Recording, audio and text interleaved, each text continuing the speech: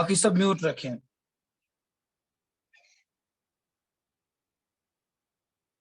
آپ اپنا ویڈیو آپ اپنا اوپن کیجیے. جاوید صاحب.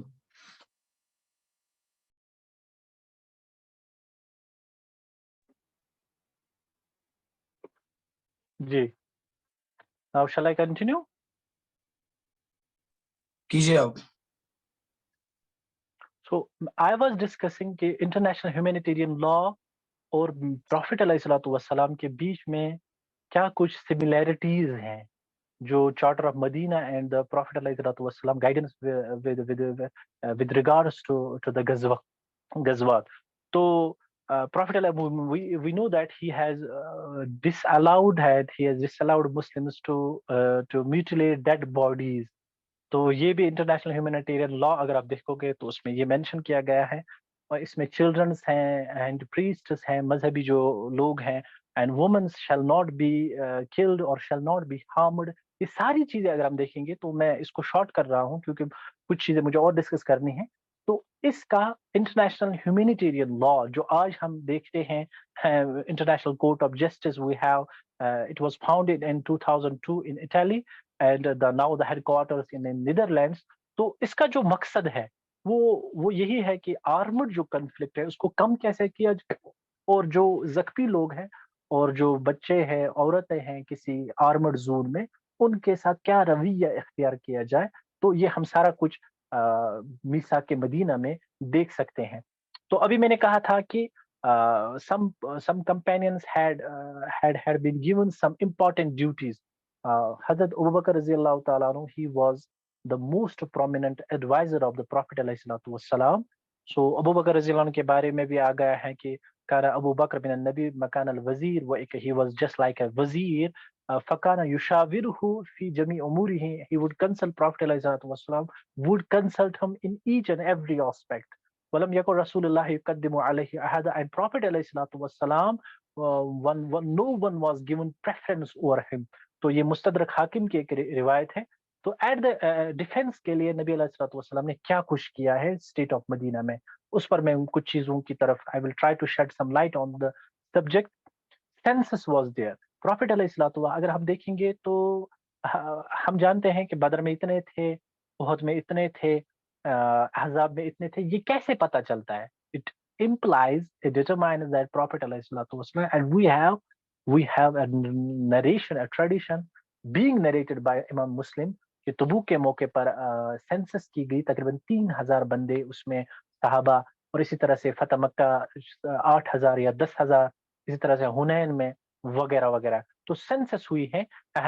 It was being carried first just after the migration of Prophet علیہ الصلوۃ والسلام from Makkah to Medina. ایک ہوئی ہے تقریباً اس میں 200-300 یا 400 کے آس پاس مہاجر اور پہلے انصار اس میں ہوئی ہیں.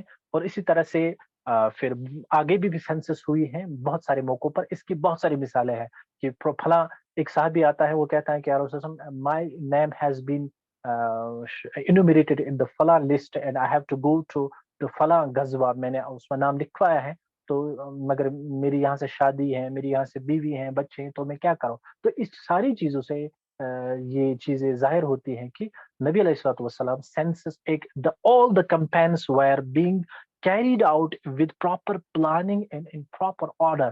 یہ ہم اس سے پتہ چلتا ہے اسٹریٹجی کیا رہی ہے ایکسپیڈیشن میں نبی علیہ الصلوۃ والسلام کی. اور پھر اس کی 2 کاپیز ہوا کرتی تھی. one was being kept at the center in مسجد، اور جو دوسری کاپی تھی اس کو دیا جاتا تھا اس کمانڈر کے ہاتھ میں جو ایکسپیڈیشن کے ساتھ جاتا تھا. اور ساتھ میں فلیگ ہوا کرتا تھا، ایکسپیڈیشن میں فلیگ ہوا کرتا تھا. A separate flag would be given to the commander.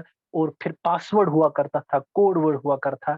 تو یہ بھی ہر ایک غزوہ میں الگ ہوتا تھا، کیونکہ اس زمانے میں اگر ہم کیوں ہوتا تھا اس زمانے میں اگر میں دیکھے دے تو uniforms the concept of uniform was not there. تو کوئی الگ شکل نہیں تھی، تو اس سے پتہ نہیں چلتا تھا کہ کون کس کے ساتھ ہیں. تو وہاں پر تو اسی لیے کوڈ ورڈز دیا، پاسورڈز دیا کرتے تھے. اگر آپ دیکھیں گے تو احد میں جب نبی علیہ السلام زخمی ہوئے تھے تو اس وقت صحابہ کی ایسی حالت ہوئی تھی کہ خود پر تلواریں چلنے لگی، یہ بھی پتہ نہیں چلا کہ سامنے والا بندہ کون ہے. تو اسی میں بہت سارے تو ایک کی تو مثال حدیث کی سیرت کی کتاب میں آئی ہے کہ حضرت حذیفہ کے جو والد تھے حضرت یمان، وہ مسلمانوں کے ہی ہاتھ میں احد کے دن شہید ہوئے تھے. تبھی حضرت حذیفہ رضی اللہ تعالیٰ عنہ کو نبی علیہ السلام نے پھر وہ خاص اعزاز سے بخشا تھا. He made them صاحب السر رسول اللہ صلی اللہ علیہ وسلم، نبی علیہ السلام کا رازدار بنے تھے وہ بعد میں، کیونکہ he didn't accept blood money، دیت انہوں نے ایکسپٹ نہیں کی تھی اس بات پہ. تو فلیگز ہوا کرتے تھے. اسی طرح سے کیا آرٹلری تھی تو منجنیک تھی، آرٹلری میں منجنیک تھی، کیٹاپل تھا. دس واز جسٹ لائک جو آج کے دور میں ہم توپ ہوتی تھی ایسا ہوتا تھا. And it was not being prevalent, it was not prevalent in the Makkah or in the Hijaz. It was used by the Yemen because Yemen had good contacts with the Ethiopia. It was directly the place was directly governed by the Ethiopia, ایک civilization تھی. تو وہاں تھی تو Prophet علیہ الصلوۃ والسلام sent two Sahaba there in order to just learn how to run this one of the جو اس کو ہم منجنیک کہتے ہیں. تو یہ ایک توپ جیسی ہوتی تھی. آج کل کے دور میں اس کو سمجھنا ذرا تھوڑا مشکل ہے کیونکہ فورٹریس ہوا کرتی تھی، قلعہ ہوا کرتے تھے. تو اس قلعے میں داخل ہونے کے لیے یہ ایک ایسی مشین تھی جس میں دور سے پتھر رکھ کے پھینکا جاتا تھا اور اس میں ایک فورس پیدا ہوتا تھا جس سے وہ دیوار ٹوٹ جاتی تھی اور پھر داخل ہو جاتے تھے وہاں. تو اسی طرح سے دبابہ، اور دبابہ آج بھی عربک لینگویج میں استعمال ہوتا ہے. It was like a tank. اس کا مطلب یہ آج کل جو ایک بکر بند گاڑی ہوتی ہیں تو اس سے دشمن کے حملوں سے بچا جاتا ہے. تو اسی طرح سے وہاں جو اس وقت ایروز ہوا کرتی تھی، تیر اوپر سے تیر انداز بیٹھا کرتے تھے قلعے کی فصیل پر، تو وہاں سے وہ بارش ہوتی تھی تیروں کی، ان سے بچنے کے لیے ایک تھی. تو نبی علیہ الصلوۃ والسلام کے اس ریاست مدینہ کے ڈیفنس کا ایک اور شعبہ تھا، اس کو سپائنگ کہتے تھے، اسپناج کہتے تھے، سراغ رسانی کہتے تھے. تو many scholars have written books on this. One of the articles, one of the famous articles of Dr. Hamid Allah, who is being regarded as the mujaddid of modern Sirah writing. He has written an article, military intelligence during the life of the Prophet alayhi salatu wasalam. You can just find it on Google. تو اس میں آپ دیکھیں گے کہ counter intelligence کیسا ہوا کرتا تھا. ایک تو ہوتی ہے اسپائنگ بھی آپ دیکھو گے نبی علیہ السلام نے فلاں جگہ کو فلاں صحابہ بھیجے، مثلا بدر کے دن دو صحابہ کو بھیجا تھا، بس بن عمرو جوہینی، اسی طرح تھے عدی بن ابی الزغبہ الجوہینی، دو صحابہ تھے، ان کو بھیجا تھا ابو سفیان کے قافلے کی تجسس کے لیے. اسی طرح سے آپ دوسرے موقعوں پر دیکھیں، احزاب کے دن آپ نے حضرت حذیفہ کو بھیجا تھا ابو سفیان کے لشکر کو دیکھنے کے لیے. تو سراغ رسانی سپائنگ ہوا کرتی تھی نبی علیہ الصلوۃ والسلام کے دور میں. پھر کاؤنٹر انٹیلیجنس کا ایک اور اس میں ایک آف شوٹ تھا کہ دشمن کا جو سپاہی ہے اس کو غلط انفارمیشن دی جاتی تھی. یہ بھی نبی علیہ الصلوۃ والسلام کے اسٹریٹجی میں شامل تھے. اور سب سے بڑا جو بیورو تھا، سب سے بڑا جو شعبہ تھا، دیٹ واز عدلیہ، دیٹ واز جوڈیشری. تو پروفٹ علیہ الصلوۃ والسلام being the prophet, being the head of the state of Medina, he possessed the highest power in judiciary. تو سارے مسائل اگر آپ چارٹر آف مدینہ کا جو آخری دفعہ دیکھو گے، that is discussed in Sirat ibn Hisham, that is discussed Abu Ubaid in Kitab al-Amwal, that is discussed in one of the chapters of Abu Dawud. امام ابو داؤد نے بھی کیا ہے کہ آخر میں سارے کے سارے جو مسئلے ہیں that will be resolved, all the masail and all the issues will be resolved by the Prophet alayhi salatu. The sole lawgiver was Prophet alayhi salatu wasalam. تو جوڈیشری تھی، اس کے لیے نبی علیہ السلام نے قاضی بنائے تھے. مدینہ میں قاضی تھے، مدینہ سے باہر قاضی بھیجا کرتے تھے. تو ابھی میں نے تعلیم کا بتایا تھا، اگر موقع ملا میں اس کا بھی کچھ آپ کے بتاؤں گا کہ who was the minister of education. اس کا نام تھا عبادہ بن سامت. تقریباً مدینہ منورہ میں جب پروفٹ علیہ السلام، تو میں نے ابھی بتایا کہ وہ کتنی مدینہ کی جو حدود تھی وہ کتنی بڑی تھی، تو 15 کلومیٹر یا 15 مائل سے کوئی مسجد نبی نہیں آ سکتا تھا نماز پڑھنے کے لیے. تو اس کے لیے نبی علیہ السلام مسجد بنائی. تقریباً حضور کی موجودگی میں مدینہ منورہ میں 40 مساجد تھی جو آباد تھی. تو ان 40 مساجد میں اماموں کا تعین، پھر ان 40 مساجد میں مکاتب کا تعین اور مقرر کرنا نبی علیہ الصلوۃ والسلام کی ذمہ داری تھی. ان سارے جو شعبے کا ہیڈ تھا عبادہ بن سامت واز the person. اسی طرح سے معاذ بن جبل کو بھی ذمہ داری عطا کی گئی تھی. judiciary at the time of the Prophet, who's the additional Qazi and Chief Justice of the Prophet Medina state, was Hazrat Umar. حضرت عمر حضور کی موجودگی میں، اسی طرح سے عبداللہ بن مسعود تھے، قاضی تھے، وہ بھی حضور کی دور میں ہی فیصلے سنایا کرتے تھے حضور کے کہنے کے مطابق. تو اس پر بہت ساری کتابیں لکھی گئی ہیں. اقضیت الرسول یعنی حضور صلی اللہ علیہ وسلم کے فیصلے، دربار رسول کے فیصلے، اس کا ترجمہ ہوا ہے. یہ کتاب لکھی ہے امام محمد بن الفرج الاندلسی، اس کا ترجمہ کیا ہے دربار رسول کے فیصلے. اسی طرح سے ابن القیم نے اپنے زاد المعاد میں یہ چیزیں ڈسکس کی ہیں. تو حضرت عمر رضی اللہ تعالیٰ عنہ اس عدلیہ میں. تو اسی طرح سے ایک اور میں اہم ایک دو بیوروز آپ کے سامنے رکھتا ہوں، اس کے بعد مجھے لگتا ہے ٹائم نہیں ہے. ایک تھا دیوان مظالم.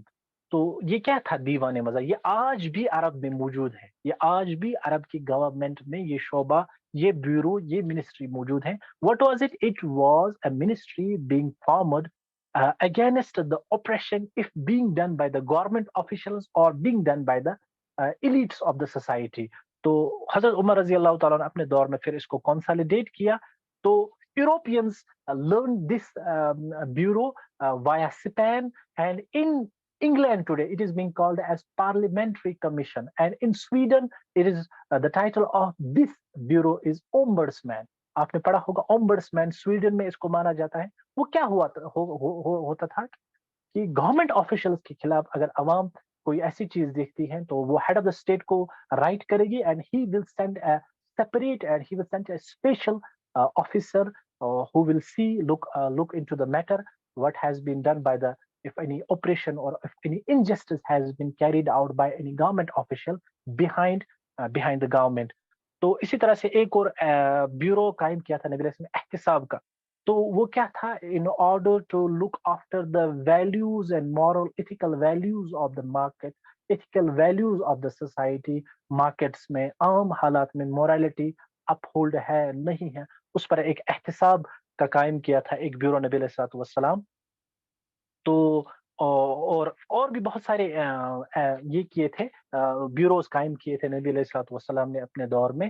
یہ ایک بنیادی خاکہ تھا ریاست مدینہ کا کہ ہاؤ پروفیٹ علیہ السلام being prophet, being last prophet, being the religious head, apart from it how he made the city, the ریاست مدینہ, how it is the ideal state of for the rest of the world, for the rest of the rulers of the world, belonging to different ethnicities, belonging to different countries and belonging to different creeds and religions.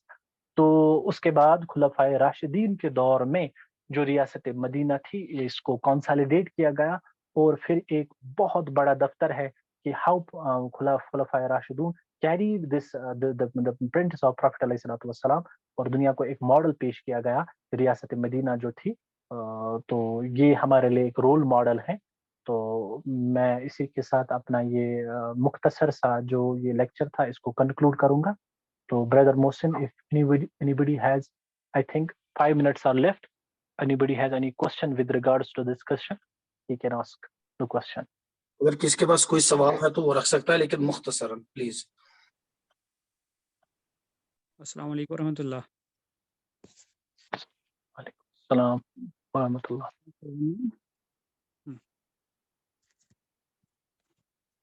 میں آواز شاہ زیوان. جی آپ کی آواز آ رہی ہے. Doctor صاحب السلام علیکم. سب سے پہلے آپ کا شکریہ کہ آپ نے بڑے دل نشین انداز میں ریاست مدینہ کا جو ارتقا ہے اس پر سیر حاصل بحث کی. تو میرا ایک مختصر سوال ہے، بلکہ اشکال پیدا ہوتا ہے اکثر و بیشتر یہ چیز سن کر، جس کا تذکرہ آپ نے ڈاکٹر حمید اللہ بھی یہ کہتے ہیں کہ یہ جو ریاست کا قیام ہے یہ مقصد نہیں ہے. بالکل یہ انڈرسٹوڈ بات ہے، یہ مقصد نہیں ہے. مگر بہت سارے لوگ ایسے میں نے دیکھے and they are from academic background, very high academic background, وہ اس کو کسی دوسرے نظریے سے لیتے ہیں. وہ اس کو کیونکہ ان پر وحید الدین خان یا گامدی یا وہ صوفیانہ جو مزاج ہے وہ غالب ہوتا ہے، وہ اس کو ایسے لیتے ہیں کہ یہ مقصد نہیں ہے، اس لیے ہاتھ پر ہاتھ دھرے، یعنی اس کی ضرورت بھی نہیں ہے. میں سمجھ گیا آپ کا سوال. میں نے وہ اس کو دوسرے ایکسٹریم پر لے جاتے ہیں. وہ یہی معنی لیتے ہیں، جس طرح وہ سورۃ النور کی جو آیت ہے جس میں خلافت کے حوالے سے وعدہ کیا ہے اللہ وعد اللہ الذین آمنوا منکم وعملوا الصالحات لیستخلفنہم فی الارض. اس سے یہ استدلال کرتے ہیں کہ یہ تو ایک انعام ہے، حالانکہ ہم جانتے ہیں کہ جب انعام بھی کسی کو ملتا ہے تو اس کے لیے بھی it need sweat and blood. تو میں چاہتا And ہوں کہ what you want to ask, تو آپ وہی بتائیں، مجھے سمجھ میں آ گیا. اب آپ کیا چاہتے ہیں، آپ کے کوسچن کا کیا مطلب ہے؟ سوال کو دور کیجئے، کیونکہ may be there might be some persons who are of possess that kind of ideology, sir. ہاں تو میرے بھائی تو میرے بھائی میں I am just a narrator. I have narrated this thing and I gave you reference of the scholar who had said this. But if you will ask my opinion, تو میں چاہتا ہوں کہ دو ایکسٹریمز ہیں. ایک تو یہ ہے کہ اسلام کو میں سمجھتا ہوں کہ ریاست قائم کرنا ہی اسلام کا مقصد اصلی ہے. ایک تو یہ ایکسٹریم میں سمجھتا ہوں. دوسرا یہ ہے کہ ریاست کا اسلام کے ساتھ کوئی تعلق نہیں. میں اس کو دوسرے ایکسٹریم سمجھتا ہوں. میں یہ سمجھتا ہوں کہ شریعت جو ہے، جو ابھی میں نے بات کہی تھی کہ اسلامک اسٹیٹ اور مدینہ کی اسٹیٹ اور باقی اسٹیٹس میں فرق کیا ہے، کہ وہاں اسٹیٹ مقصد ہے اور اسٹیٹ کو چلانے کے لیے قانون بنایا جاتا ہے. یہاں قانون الہی مقصد ہے. اس قانون الہی جو شریعت ہے وہ مقصد ہے، اور اس شریعت کے بعض احکام کو انفورس کرنے کے لیے، اس کی تنفیذ کے لیے، اس کو نافذ کر بعض احکام کو نافذ کرنے کے لیے اسٹیٹ بنائی جاتی ہے. تو میں سمجھتا ہوں کہ جہاں مسلمانوں کی حالت مکی دور والی ہے تو وہ مکہ کے مسلمانوں کی جو مشعل راہ ہے اس کے مطابق چلے، اور جہاں مدنی دور کے حساب سے میجورٹی میں ہے وہاں کوشش کرے کہ ریاست مدینہ قائم ہو. تو میں یہی سمجھتا ہوں دونوں ایکسٹریمز کے بیچ میں ہے کہ it's one of the important ذرائع بٹ ناٹ دا پرپز اور objective of the Islam. This is my opinion. شکریہ سر. بالکل. السلام علیکم. وعلیکم السلام. محسن بھائی مجھے اجازت ہے مختصراً میں اپنی بات رکھوں؟ بالکل بالکل آپ رکھیے، میری اجازت. اوکے، شکریہ، جزاک اللہ. محترم جاوید صاحب، شکریہ آپ کا، بہت ہی علمی گفتگو کی آپ نے، بارک اللہ فیکم. بات تو کبھی اور کریں گے انشاءاللہ ان ڈیٹیل. مختصراً بس دو باتیں میں یہاں پر آپ کو گوش گزار کروں گا، اور پھر کبھی ملاقات ہوئی تو اس بارے میں بات کریں گے. ایک تو جاوید صاحب یہ کہ جو چارٹر آف مدینہ ہیں، میثاق مدینہ، تو اس کے بارے میں بہت سے علماء کے تحفظات بھی ہیں. بہت سے کہتے ہیں کہ اس کی سند وغیرہ جو ہے اس پر بہت کلام ہوا ہے، اور اس کے جو کنٹینٹ ہے اس پر بھی بحث ہوئی ہے. نمبر ایک سر. نمبر دو یہ کہ چارٹر آف مدینہ کو جو ہے آج کل سب بنیاد بنا رہے ہیں. ہمارے ٹریڈیشنلسٹ سے لے کر ماڈرنسٹ تک بھی چارٹر آف مدینہ کو بنیاد بنا رہے ہیں بہت سی چیزوں کے لیے. ٹھیک سر. تو اس میں ایک چیز یہ بھی آ رہی ہے کہ جب ہم چارٹر آف مدینہ کو بیس بنائیں گے، پھر جو ہمارا کلاسیکل جو لٹریچر ہے فقہ کا، اس میں جو پھر شروط عمریہ ہے، اس میں پھر جو ذمی کا کنسپٹ آتا ہے. تو بسا اوقات ایسا پیش کیا جاتا ہے کہ جو آپ کی classical theology that is going against the charter of Medina. Now you have to go back to the charter of Medina and from there you have to look at the world, because یہ اب وہ دور نہیں رہا جو آپ classical کی بات کر رہے ہیں. اب واپس چارٹر آف مدینہ کی طرف جائیں اور پھر نئے سرے سے آپ فقہ پر غور کریں اور نئی راہیں تلاش کریں. تو یہ دو باتیں اس حوالے سے. پھر تیسری بات سر، اس وقت آپ جواب مت دیجئے، بس یہ آپ کو کچھ باتیں بس میرے ذہن میں آئی تو میں نے سوچا آپ سے شیئر کروں. تیسرا پھر سر اس میں یہ بھی آتا ہے کہ یہ جو میثاق مدینہ کے حوالے سے مجھے یاد ہے سر، میں نے کہیں پر پڑھا تھا 2016 میں موروکو میں 250 اسکالر جمع ہوئے تھے. موراکش ڈکلیریشن اس کا نام رکھا انہوں نے. تو انہوں نے کہا ہماری جو بھی رائے بنے گی آج کے دور میں، اس کی بنیاد میثاق مدینہ ہوگا، اور کسی چیز پر ہم رائے کی بنیاد نہیں رکھ سکتے جہاں تک کلچرل ڈائلاگ کی بات آئے گی، انٹرفیئر ڈائلاگ کی بات آئے گی، یا انٹریکشن ود نان مسلمز کی بات آئے گی. اور پھر آخری بات اس میں یہ بھی آئی کہ جو ہم کہتے ہیں کہ ذمی کا جو کنسپٹ تھا وہ سیکنڈ کلاس سٹیزنز تھے. تو میثاق مدینہ میں یہ بات ہے، they are the primary stakeholders with the Muslims. They have to live with Muslims like they are first class citizens. Muslims اور نان مسلمز میں کوئی تفریق اس حوالے سے بھی نہیں ہوگی. تو سب سے بڑا کلیش جو آ رہا ہے وہ ہمارا کنسپٹ آف ذمی کے ساتھ آ رہا ہے. اس حوالے سے آپ غور کیجیے، اور کبھی موقع ملا تو انشاءاللہ اس حوالے سے بات کریں گے.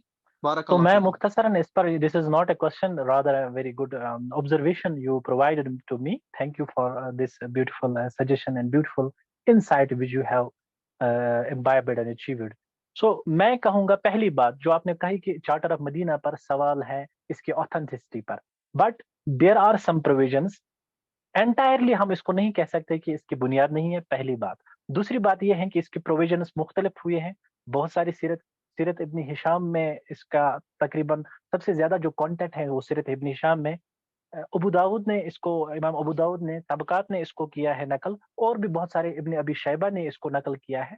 सारी प्रोविजंस नहीं है मतलब उस हदीस की किताबों में, ये पूरा चार्टर ऑफ मदीना हदीस की किताब में पूरा नहीं है। लेकिन अगर आप चार्टर ऑफ मदीना को पढ़ेंगे ना, जो हमारे जो ट्रेडिशनिस्ट स्कॉलर्स है, मसला मैं आपको किताब का एक हवाला दूंगा, दैट इज सीरतुल मुस्तफा बाय मौलाना इदरीस कांदलवी। अगर आप उसको पढ़ेंगे तो पहले जिल्द के आखिर में ये चैप्टर है चार्टर ऑफ मदीना का।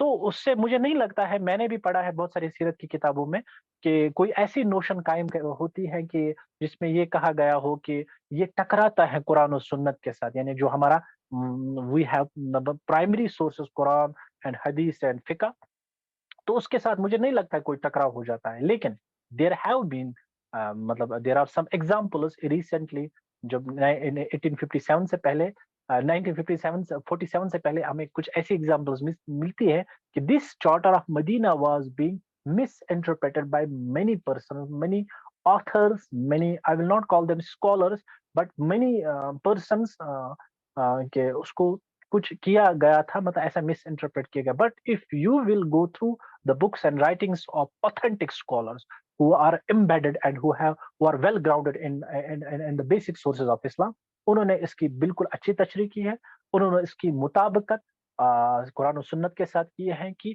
जो मुझे पता है आप क्या कह रहे हैं। Recently yes, few days ago one of the writers of Islamic study circle में कि उन्होंने एक आर्टिकल लिखा था, फिर इंटरफेयर डायलॉग आपने, ये बहुत ही बड़ा मुझे लगता है कि एक तो टॉपिक है जिस पर डिस्कस करने की जरूरत है कि इंटरफेयर डायलॉग में जो इंटरेक्शन है वो किस हद तक रहेगी, कौन सी चीजें हैं जिन पर हम समझौता नहीं कर सकते हैं, तो मकसद क्या है इंटरफेयर डायलॉग का। तो ये भी है कि फिर जो ये मिसा के मदीना है ये हमारी बुनियाद बन सकता है कि नहीं। लेकिन मैं समझता हूँ, जितना मैंने पढ़ा है, जितना मैंने गौर किया, ये बुनियाद नहीं बन सकती। बुनियाद तो कुरान और सुन्नत है।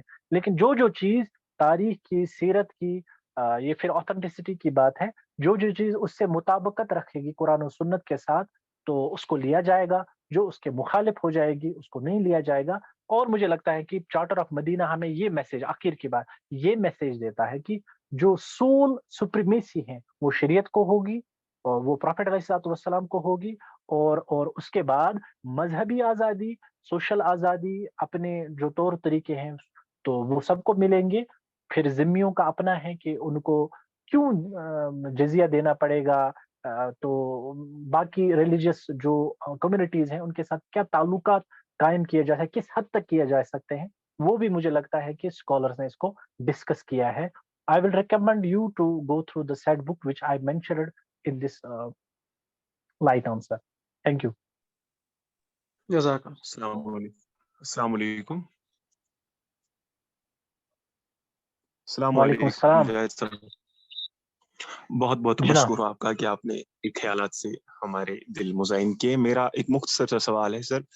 सर कुरान जी। पाक का मुताला करने के बाद, क्योंकि प्राइमरी सोर्सेज को हम हमेशा बुनियादी अथेंटिक ज़राया मानते हैं, कुरान पाक की एक आय मुबारक है, वकज़ालिक जअलनाकुम उम्मतन वसतन लितकुनू शुहदा अलन नास। तो जितना अभी तक मैंने अपनी इस तालिब इल्मी की ज़िंदगी में मुताला किया है, या जो भी मेरे फ़हम फ़रासत में अभी गुजर चुका है, तो मुझे लगता है कि ये दुनियावी इंसानियत में ग्लिप्स में बता रहा हूँ कि मुतासिर नहीं हुई है आप और मुझसे, या जो आज मसले की मनाफिरत है, मशरब है इस्लाम को डिवाइड और डिसइंटीग्रेट जितना किया हम लोगों ने, ये मुतासिर हुई है बिल्कुल आपके मौजू से जो आइडियल स्टेट ऑफ मदीना है।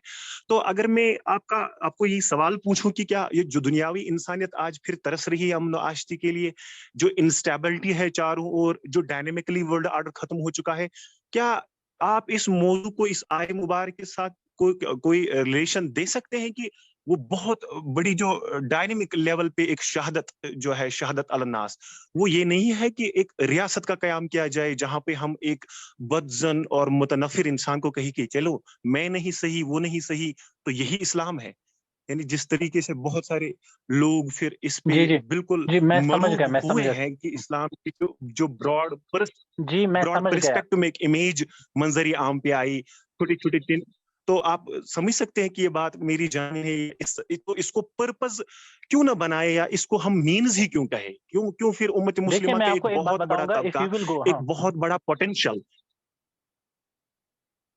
جی جی بہت بڑا پوٹینشل، بردر بہت بڑا تھینک یو طبقہ فار ہے دس جو کوشچن. برین ڈرین، ایون کہ برین ڈرین بدزن ہے، وہ کوششیں نہیں کرتے ہیں، اسٹرائیو نہیں کرتے ہیں، حالانکہ ہم اپنے مسلکوں پہ بہت اچھے سے ہیں، ہمیں کوئی پرابلم نہیں ہے، دنیا انسانیت دیکھ بھی رہی ہے ایز اے اسپیکٹیٹر، مگر براڈلی اگر ہم چھوٹی چھوٹی چیزوں کو یہاں پہ چھوٹی چھوٹی چیزوں پہ کمپرومائز کرے، چھوٹی چھوٹی مائکرو ایشوز کو چھوڑ دے، لیکن اسلام کے اس براڈ پرسپیکٹو کو پرپز بنائے، جو کہ سیرت کے کٹھن مراحل ہمیں سمجھاتے ہیں کہ پیغمبر ہم پہلے بھی سہمت نہیں ہوئے، پھر بھی سہمت نہیں ہوئے، پھر بھی سہمت نہیں، جب تک کہ وہ خواب شرمندہ تعبیر نہیں ہوا، جس کی مثالیں آج بھی 1450 سال گزرنے کے بعد ہم دے رہے ہیں.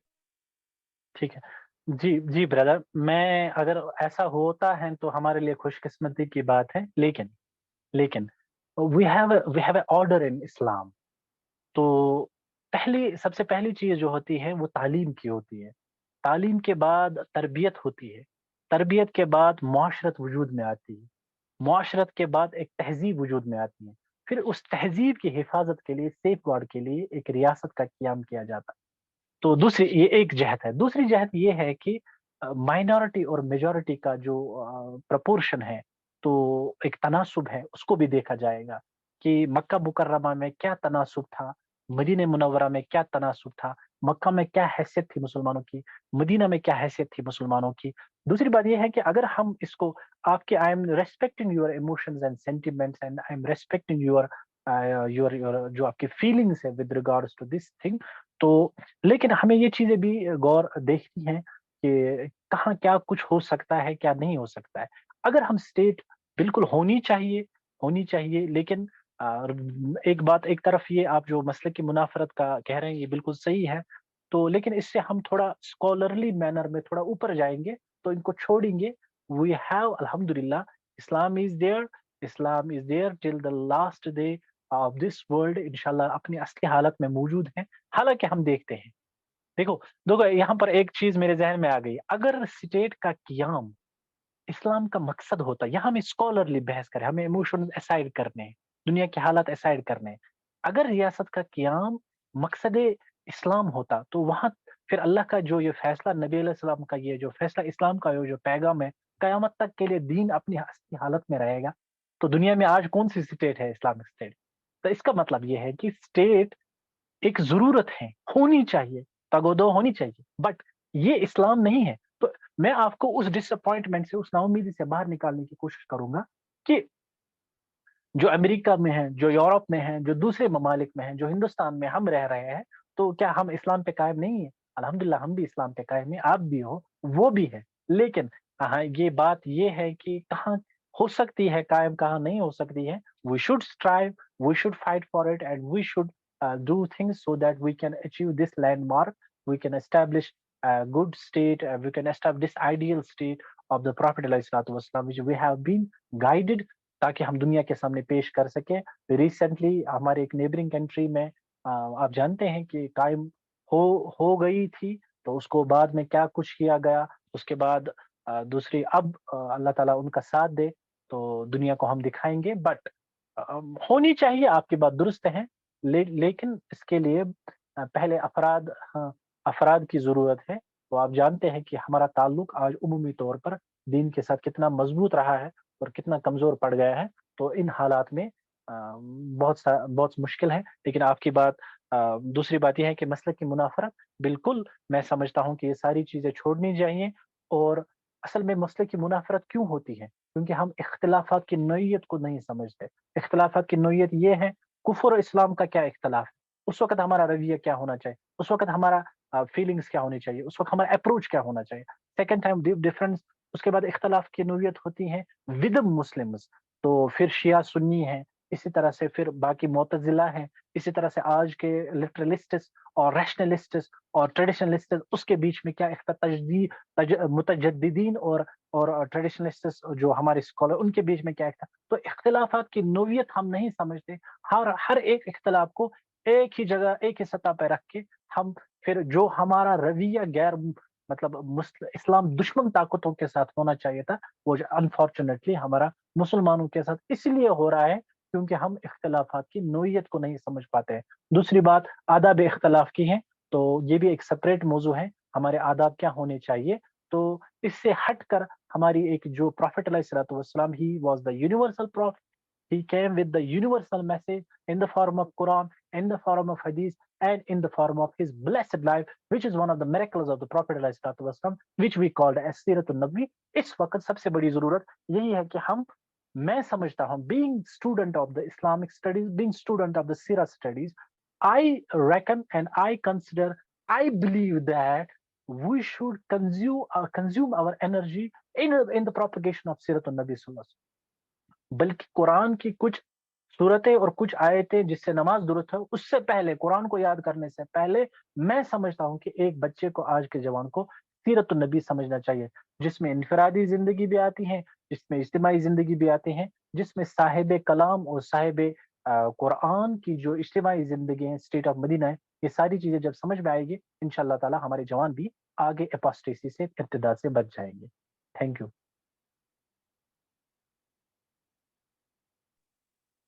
چلیے اسی کے ساتھ آج کی یہ جو میٹنگ ہے آج ہم اسی کے ساتھ اس کو کنکلوڈ کرتے ہیں. تو میں تہہ دل سے آخر میں اپنے بھائی محترم جاوید احمد صاحب کا بے حد شکر گزار ہوں کہ انہوں نے اپنا قیمتی وقت ہمیں دیا. تو اللہ تعالیٰ آپ کو بھی جزائے خیر دے اور جنہوں نے صبر و تحمل سے اس لیکچر کو سنا تو ان کو بھی اللہ تعالیٰ جزائے خیر دے. چلیے شکریہ. سبحانک اللہم و بحمدک اشہد ان لا الہ الا انت استغفرک. السلام علیکم. Thank you.